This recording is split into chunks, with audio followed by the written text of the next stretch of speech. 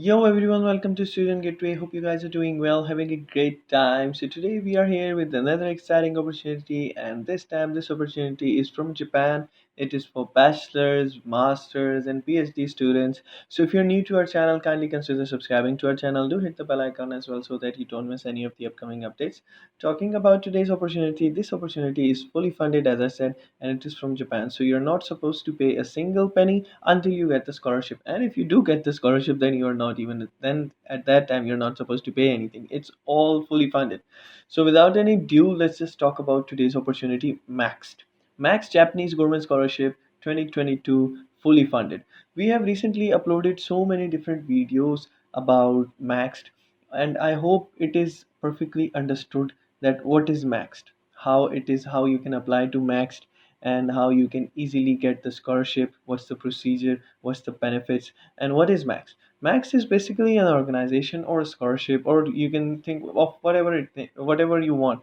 But in Japan, hundreds and thousands of students come every year on this scholarship. This scholarship is fully funded by the government of Japan, and it is perfectly and solely responsible only for the students' stay, not only for the stay, but it's for education, but finding out a job. And after, for example, you get the scholarship, complete your degree, they will also grant you a job seeking visa of 18 months or so that you can find a job in Japan as well.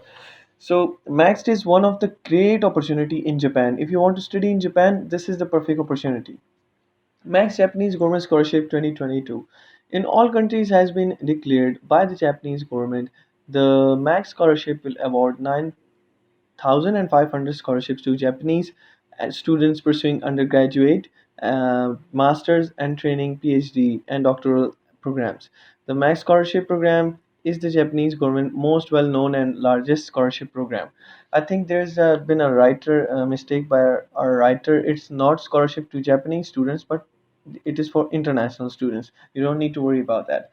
The good news is that Max Japanese Scholarship does not include knowledge of the Japanese language or the IELTS or TOEFL. Without IELTS or TOEFL, you will be able to study in Japan. Study is available in all academic fields and majors. The applicants can attend either of Japanese university to study. The Max government funded scholarship was awarded to 9,423 foreign students last year. All applicants from all over the world, like Asia, Pacific, North America, Latin America, Caribbean, Europe, Middle East, and Africa, with diplomatic ties to Japan, that's mandatory, are qualified for the Max Japanese Government Scholarship.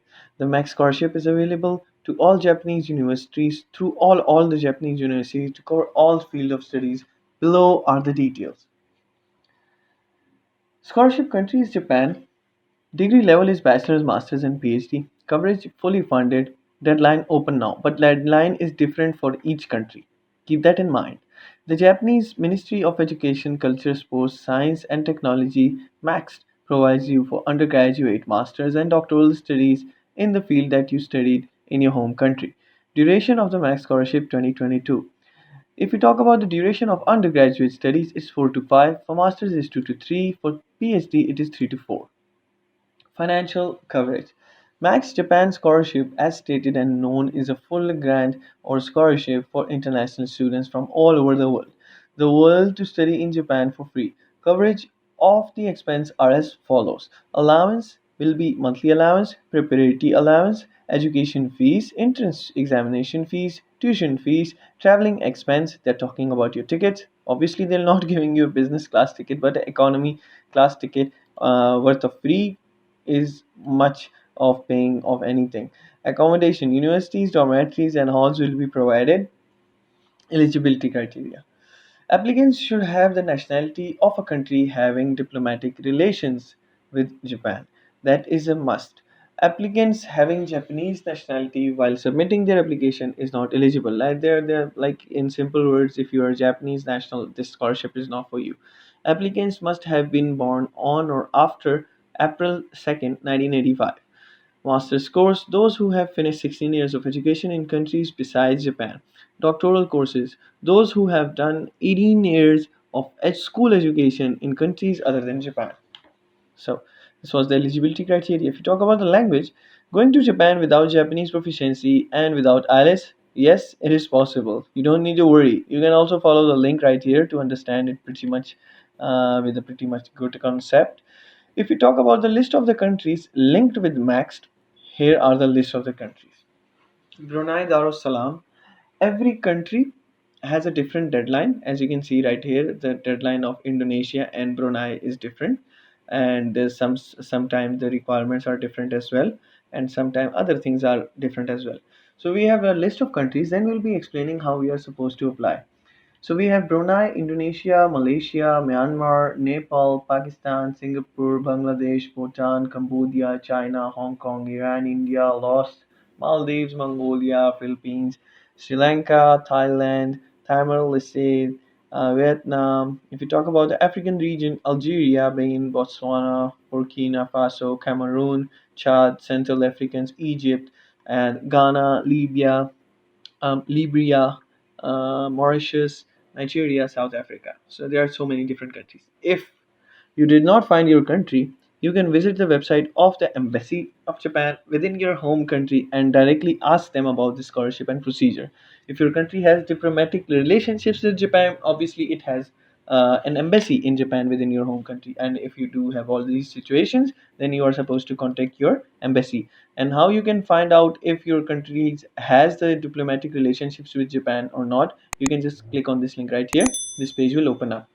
You have to select your region, then you have to find out like whatever your country is. We have not listed all the countries, but they have almost all of the countries in which they have diplomatic relations. Like for example, if we click on Pacific, they have so many. As you can see, Australia, Sydney. We have not mentioned all of these right here. Why? Because it is supposed to be get very lengthy, so that's why we have included some of them, some of the countries, and not all of them. So you have to check out whether your country is in this list or not.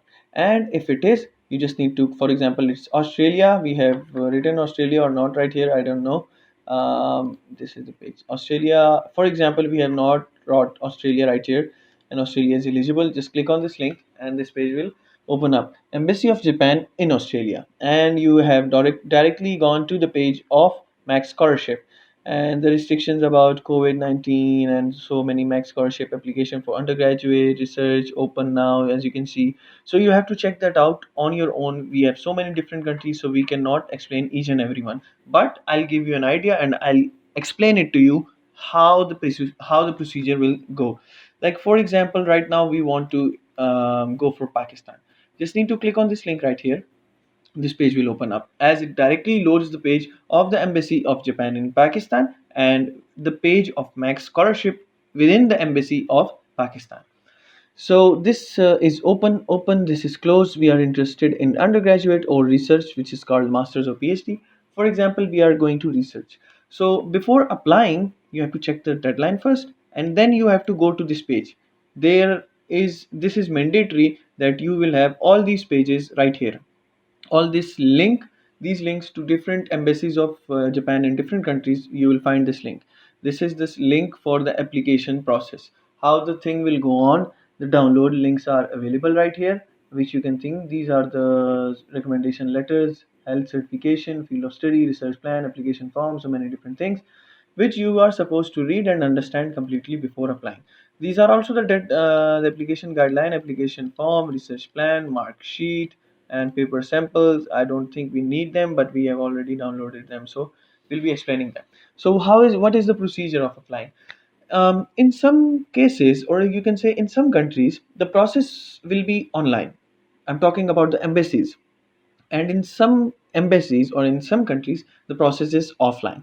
You're supposed to find out these forms, complete all these forms, and after completing all these forms you are supposed to send your documents to this address by post.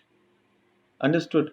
Due to large number of applicants received every year, we are unable to confirm receipt of documents. Only the shortlisted candidates will be contacted for test and interview. Any queries made as to why someone has not been shortlisted will not be entertained. It's their choice if they select you or reject you. So you cannot blame that. So, for example, we are interested in Pakistan and we are supposed to now go and apply to this program. I have downloaded, these are the download links, and I have downloaded all these forms. So let's go to these forms one by one. This is the application guideline, how you are supposed to complete and what is the requirements, what they want, what non-eligibility. I would recommend you to read all these things, scholarship benefits and so many different things, right? And the process of application and selection, how, like, they're basically talking about the timeline. So called for the applicants, like, right now it's open, then it's closed in July or May.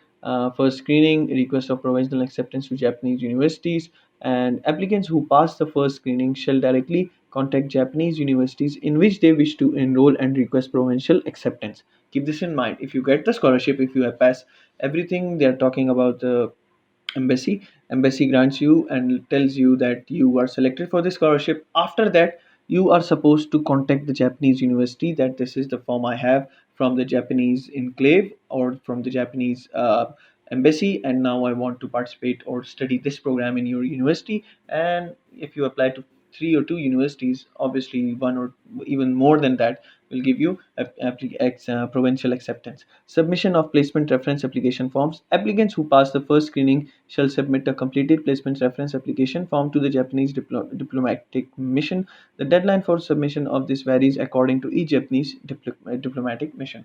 Second screening and university placement. MEXT conducts second screening and universities placement. Notification, they are talking about university placement. Like, for example, you have entered all the details that you were a computer science student, you had to do so many different things in computer science, and you got admission in some other field. Then this is the second screening phase and your university placement, that they will confirm, like if you were a computer science student, then you got admission in the computer science department or not. This is they're talking about. Notification of results of selection and university's placement. Applicant who passed the second screening and have an accepting university will be accepted as a max scholarship guarantee. Results are notified to applicants via Japanese diplomatic mission. So application documents. These are the list of documents which are required. Application form, so many different things. We'll be explaining all these things. You don't need to worry about that. So let's go down and check out first screening. Oh, they have also now explained first, second, and third screening. I'm repeating this again and again. Before applying, I would recommend you to read this. So let's go to this.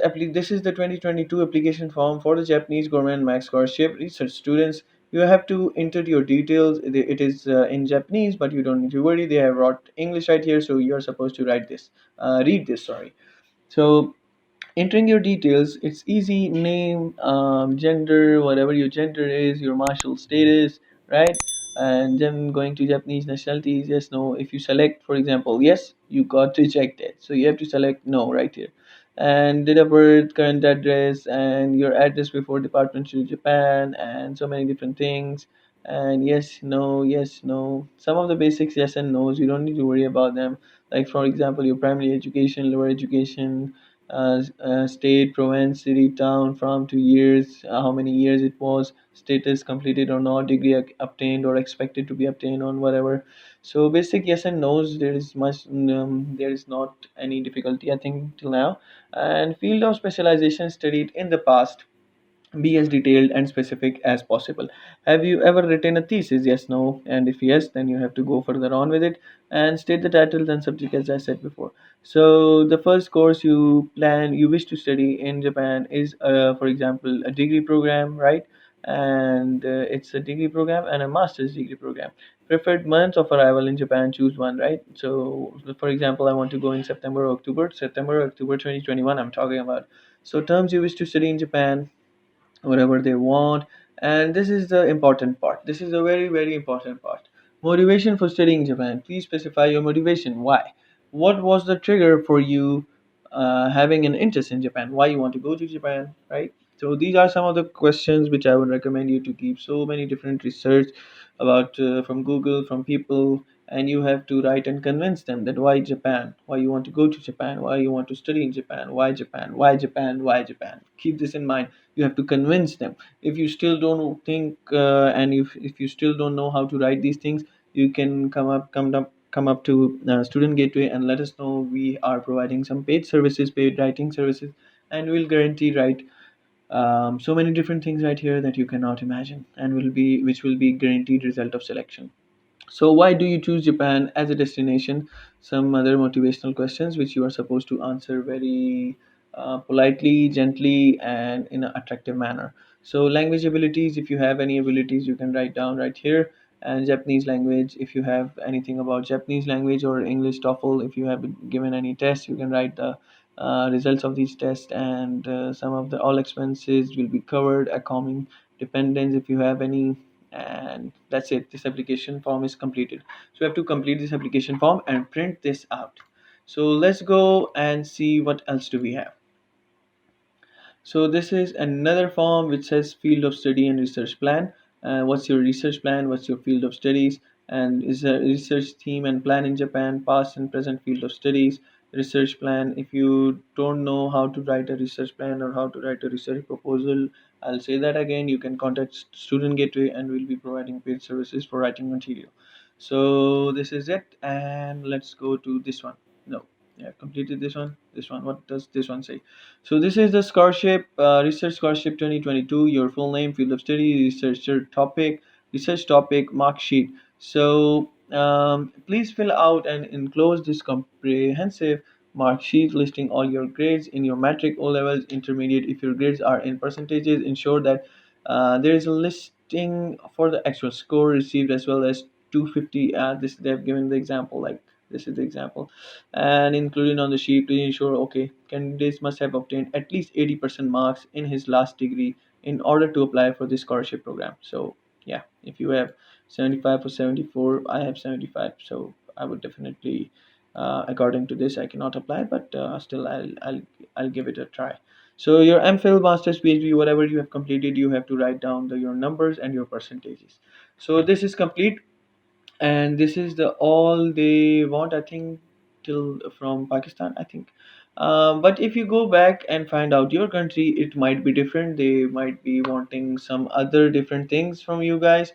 You have to keep that in mind. You have to contact the embassy of your home country, and then you have to go through the process, which might be a slightly different, but overall the process will be same. You have to complete all these forms, and after completion of these forms, you have to print them out and write down submitted documents will not be returned, and applicants should be unstapled and printed on A4 size paper. Certificate and documents other than those mentioned above will not be considered. And you have to select if you are from Islamabad or if you're from Karachi, Quetta, Balochistan, whatever. These are the two choices you have. So you have to send them by post, and wish you I wish you guys very best of luck. So this is it, and I wish you guys very best of luck. Thank you so much for watching. If you guys have still any doubts, questions, or difficulties, you guys can contact us in the comment sections below. Till then, bye bye.